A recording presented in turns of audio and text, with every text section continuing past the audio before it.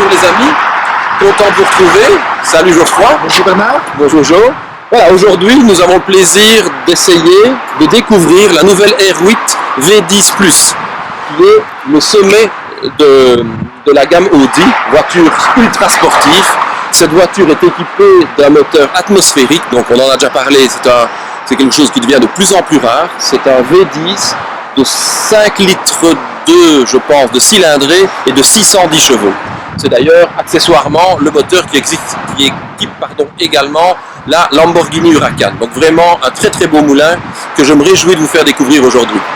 Donc cette voiture, voilà, qui fait partie du haut de gamme chez Audi, avec son design particulier. Donc dans le cas présent, on a un design très typé depuis la création de la R8. Ils ont bien sûr affiné le trait, donc on a bien sûr cette immense calandre qui est vraiment la marque de fabrique d'Audi. Cette voiture-ci avec la signature au niveau des phares, donc ici ce sont bien sûr la nouvelle signature Audi avec ces fameux phares, disons ces phares à LED ici dans le cas présent. Cette voiture-ci, on a du carbone ici. Voilà, cette voiture-ci est équipée d'une lame en carbone, des rétroviseurs en carbone ainsi que le pack carbone à l'intérieur. Les aérateurs de ventilation qui permettent, disons, de refroidir, on va dire, le moulin qui est ici en position centrale arrière, et bien sûr les petits inserts de carbone qui permettent ventilation et un appui aérodynamique, puisque cette voiture ressort ici avec un diffuseur, avec son diffuseur qui permet évidemment aussi, à haute vitesse de plaquer la voiture au sol. Il faut savoir que cette voiture est capable sur circuit d'atteindre 310 km/h. Donc ça reste quand même des performances tout à fait hors normes. Et donc, dynamisme n'est pas pour garnir. Non. Ici c'est vraiment été étudié clairement. La R8 V10 Plus, a ses échappements, disons des échappements de grande taille qui sont donc ici rectangulaires, avec ici double sortie qui permet de bien laisser respirer le moteur. Elle est équipée de freins en carbone céramique, montés dans le cas présent sur des jantes en 19 pouces.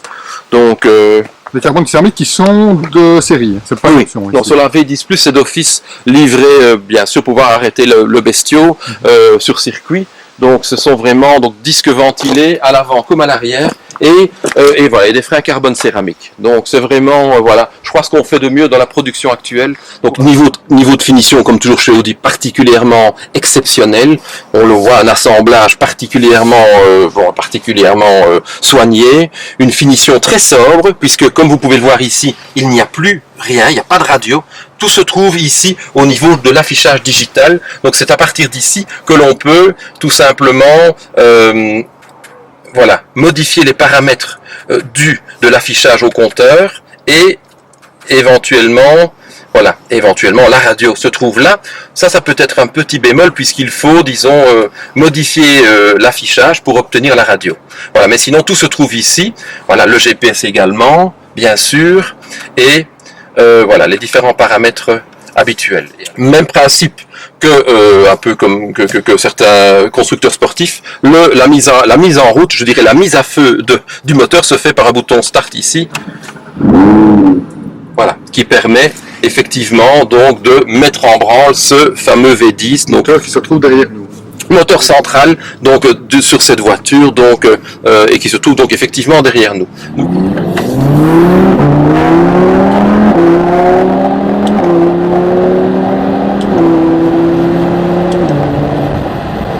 Alors, qu'est-ce que l'on peut constater dans un premier temps? Cette voiture munie d'une boîte à 7 rapports. Et voilà, et ici donc avec les échappements en sport, là vous pouvez l'entendre, les échappements en sport, une grande particularité de chez Audi, puisque on l'avait pu le constater également dans la RS3 que nous avons essayé, c'est qu'ils ont cette particularité d'offrir aux propriétaires un son qui, avec quelques pétarades, ce qui est quand même assez agréable évidemment. Oui, qu'on retrouve plus ou moins le même son qu'on avait retrouvé dans la RS3. Oui, absolument, donc c'est vraiment un son qui a été travaillé. Alors cette boîte est une boîte à 7 rapports, et c'est une double embrayage, et ici dans le cas présent, donc avec cette reconnaissance par tous d'une boîte particulièrement réussie, qui passe divinement bien, en millisecondes, et qui est vraiment qui procure un réel plaisir de conduite.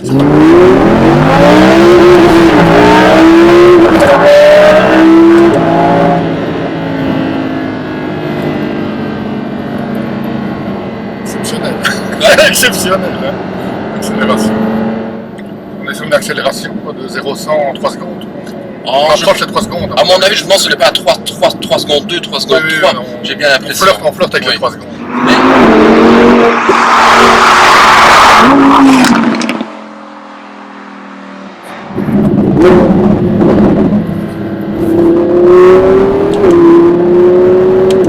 Donc voilà ce qui est remarquable, donc cette boîte qui passe diaboliquement rapidement, et alors ici donc un châssis particulièrement affûté, on a donc 4 roues motrices qui donnent une sécurité active particulièrement réelle, active et passive, et alors voilà comme on l'entend ici on est sur une route de campagne bosselée, pas un bruit de mobilier, pour ça un assemblage ça reste le fer de lance de chez Audi, c'est l'assemblage. Oui, non, chez Audi, franchement, rien à regarder ici, on est vraiment dans une route qui est quand même particulièrement bosselée, on est en dynamique sport, il n'y a rien qui bouge et la voiture se comporte. On n'est pas en conduite ultra rapide, mais la voiture se comporte vraiment bien. J'ai eu l'occasion de rouler tout à l'heure avec sur des portions de route plus lisses, et franchement, elle a un comportement très rassurant, peut-être trop rassurant, c'est vrai. Comme tu le sais, une propulsion, 4 roues motrices, on a une poussée qui est très linéaire, on n'a pas le coup de pied au cul que l'on peut avoir avec une voiture à 2 roues motrices chez Ferrari ou chez Porsche, par exemple, mais il est possible, en désactivant l'ESP, d'avoir 90% de la puissance sur le train arrière, et donc quasiment 10%, voilà, et carrément 10% sur le train avant. Maintenant, voilà, ne pas perdre de vue que dans cette optique-là, alors 90% sur le train arrière, 610 chevaux, l'équation demande d'avoir quand même toutes les frites dans le même sachet. Surtout sans les aides à la conduite. Sans l'ESP. Au niveau du moteur, c'est le même moteur que la Huracan. Oui. C'est plus un sous-moteur comme la version précédente. Non. Ici, ils ont remis exactement le même moteur. C'est audacieux de la part d'Audi. On est quand même ici dans une voiture, ils n'ont pas spécialement un passé de voitures sportives. Cette Audi existe depuis maintenant une dizaine d'années. Ils continuent à proposer un produit qui est un petit peu marginal, mais qui est quand même, qui est une voiture exceptionnelle. Maintenant, le tout est de voir si les clients, parce que cette voiture, la R8 V10 Plus, je précise, bon, elle est facturée au-dessus de 200 000 €. La question est de voir si le client qui est prêt à débourser 200 000 € pour une voiture, ben là effectivement la gamme et le choix est assez vaste, et clairement le tout sera de voir si ce client-là ne se tournera pas vers un blason, on va dire à connotation italien, pour avoir un petit peu cette fibre qui caractérise les amateurs de voitures sportives. C'est vrai que par rapport à ça, la presse que j'ai pu lire en tout cas était unanime, et par rapport au prix, il disait que la voiture et ses caractéristiques valaient son prix, mais il y avait un problème de blason, effectivement, comme tu viens de le dire. Oui. Et à ce prix-là, effectivement, surtout qu'il le positionne au même prix aussi que la Huracan. Donc à ce prix-là, le choix de quelqu'un qui est prêt à débourser 200 000 €, va-t-il se tourner vers la R8, va-t-il se tourner vers le Huracan? Il y a de fortes chances que ce soit vers la Lamborghini pour une question de blason.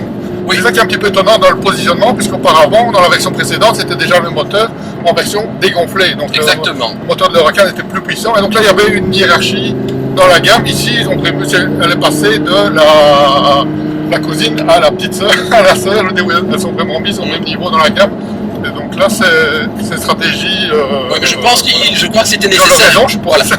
Dans cette gamme de prix, je pense qu'ils se sont dit voilà, celui qui veut acheter ce type de voiture, il veut qu'on lui en donne pour son argent. Ouais, voilà. Et donc, puisqu'ils avaient la possibilité de la sortir avec une puissance qui est du niveau de ses concurrentes, et qui est vraiment qui sera l'alternative en matière de choix.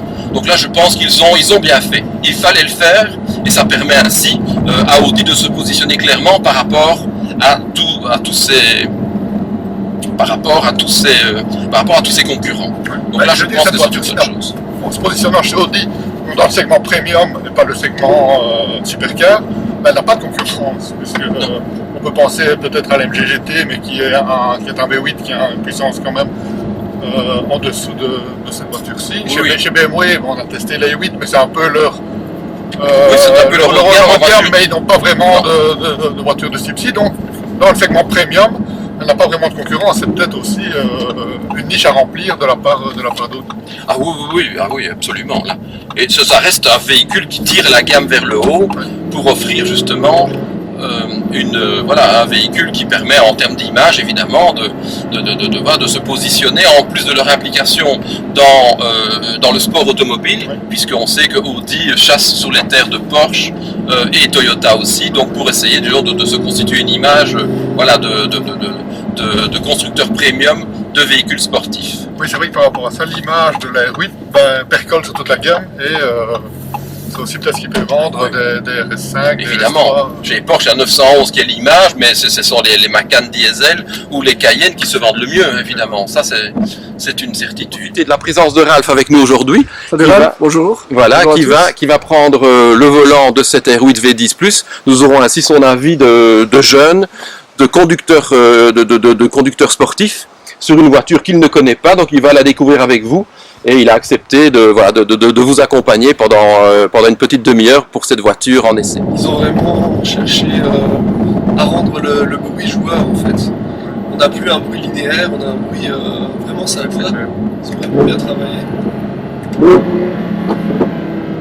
Oui, des V10 à moi, il y en a quand même plus beaucoup sur le marché. Ah oui, il y en a presque plus, hein. Ça devient un moteur très rare.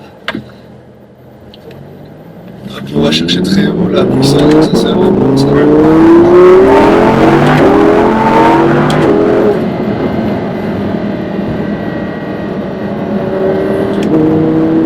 Au niveau temps de réaction, on n'a pas le lag des turbos, donc on a vraiment... Ce qui me frappe directement, c'est la réactivité de l'accélérateur, en tout cas en mode dynamique. Ouais. C'est vraiment... voilà. Alors on sent que c'est une voiture qui a envie de jouer, qui est très réactive. Et ben oui, voilà, c'est une voiture qu'on se crache dans les mains parce qu'il faut aller chercher la puissance. À 7000, 8000, le rupteur est à 8000 et demi, 9000, donc ça c'est chouette de garder encore sur le marché une voiture avec un V10 atmosphérique. Le Quattro, qu'est-ce que t'en penses? Quattro, moi, bah oui, c'est un gage de sécurité. Ici au volant, on sent vraiment que la voiture est collée au sol. On n'a pas peur de prendre les courbes avec on veut dire un pied un peu plus lourd qu'avec une propulsion. Ça donne aussi de la sécurité. Ici il fait pas très très beau, donc il fait un peu pas très chaud et un peu humide, et on sent vraiment que la voiture donne de la sécurité. C'est vrai que sur la pluie, ça doit être très rassurant. Voilà, c'est assez rassurant et ça met tout de suite en confiance. Hein. Et on retrouve cette facilité de conduite maintenant qu'on a avec les voitures modernes, même quand on parle d'une Ferrari ou d'une la Jaguar, une Bentley ou une Lamborghini, on peut facilement donner cette voiture-là à un novice sans... Tant qu'on déconnecte pas les aides à la conduite. Exactement, voilà. Elle peut devenir, on peut l'utiliser au quotidien. On la met en confort, elle fait pas trop de bruit, elle passe à très bas régime les rapports. Et je la trouve très confortable, très confortable même en mode dynamique. Ça, c'est très bien assemblé. Est-ce que pour toi on arrive à un niveau de supercar ou est-ce qu'on reste dans le haut de gamme des GT? Ben, elle fait un peu les deux, hein, parce que on peut la conduire comme une GT, on peut la conduire comme une Bentley, on la met en automatique, on peut facilement faire des kilomètres, mais quand on se crache dans les mains et qu'on va chercher le V10 à sa puissance maximum et à la faire cracher à jusqu'à 8000 et demi, 9000 tours, là on sent vraiment que c'est vraiment une sportive bien née et vraiment fou. Donc voilà, là on est vraiment digne de... On touche les supercars. Voilà, on touche les supercars. Le bruit, ça c'est... Plus ça, voilà, plus joueur et plus... On cherche plus à faire péter qu'une Ferrari ou une Lamborghini. Maintenant la Huracan pète aussi parce que c'est le même moteur. Oui, c'est vrai.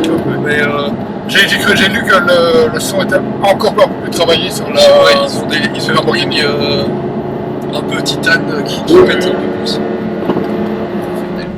On se pose la question avec Ralph, est-ce qu'elle atteint, d'après toi, le niveau supercar? Ou est-ce qu'on s'en met des GT?